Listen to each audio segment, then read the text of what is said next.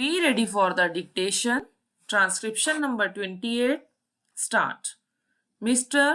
Vice Chairman, I was speaking about the need for developing a strong UN delegation.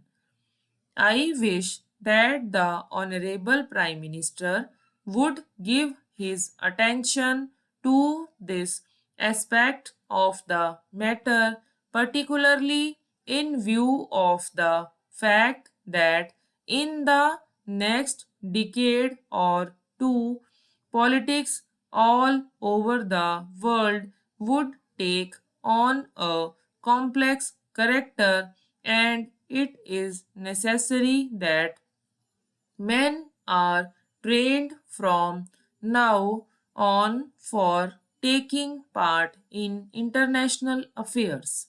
In the UK and the United States, such delegations are built with men who have wide knowledge of international affairs, and there should be other qualification for a man to be included in such a delegation. In this connection, I should also like to mention that it is time for government to develop sound conventions regarding the conduct of foreign affairs. In the United States, they have accepted the principle of bipartisan consultation on important affairs of policy. For example, when President Kennedy stood for election, President Eisenhower, even during the period of the conduct of the campaign of President Kennedy, kept him informed about major developments in foreign affairs.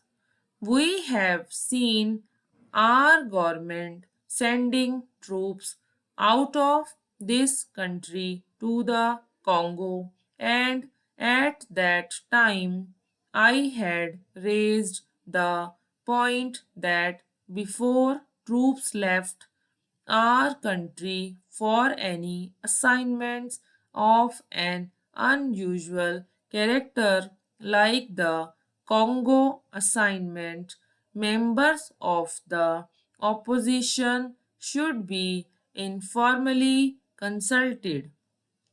There will be no question of any leakage of information whatever if leader in the opposition are consulted on important aspects of foreign policy. The consultative committee of the External Affairs Ministry does go some way to meet the needs of exchanging information about foreign affairs, but the informal consultation of the kind that I mentioned, where the leader of the opposition and leaders of other parties are called and told by the Prime Minister about unusual developments, would strengthen the convention that the foreign policy of the country has the support not only of the Congress party but also of the entire country.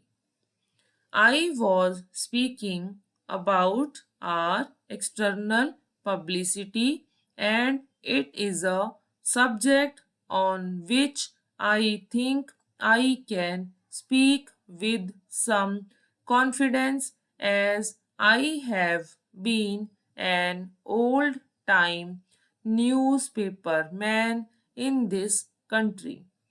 The material which is sent out to foreign countries is extremely scrappy and useless. There is included in these messages some statement of what this minister was saying somewhere. We are trying to give publicity to ministerial activities, and it is inevitable that some such publicity should be given because ministers are in charge of the government, but one abroad does not get a real idea of what is happening in the country. I would like to suggest for the consideration of the External Affairs Ministry that they should send a fortnightly assessment of what is happening in India, written dispassionately, not to please a minister or to highlight something that he has done, but to give an objective assessment of what is going on in the country.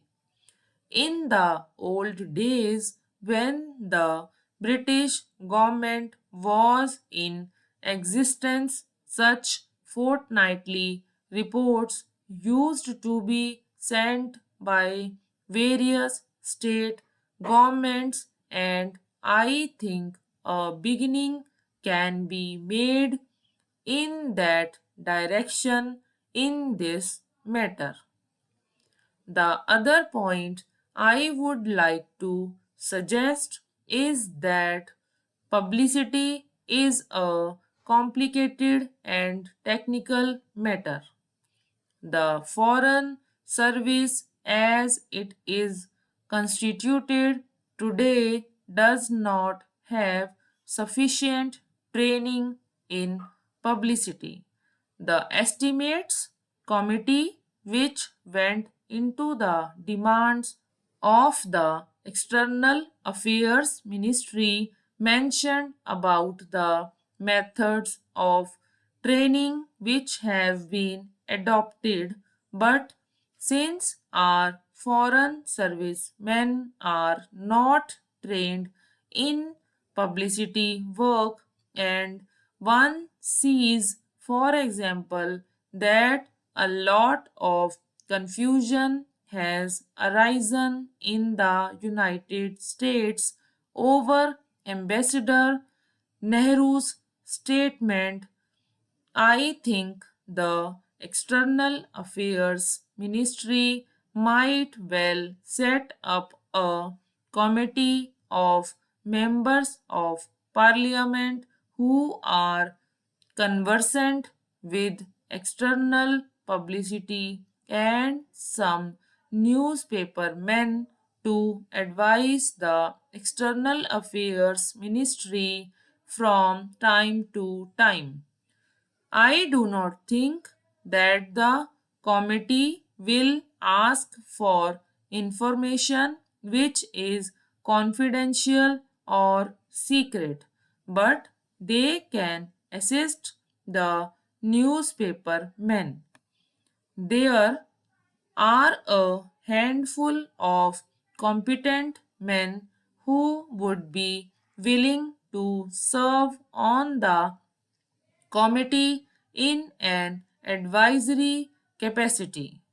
They would be able to tell the External Affairs Ministry what should be done in order that our news publicity abroad is better.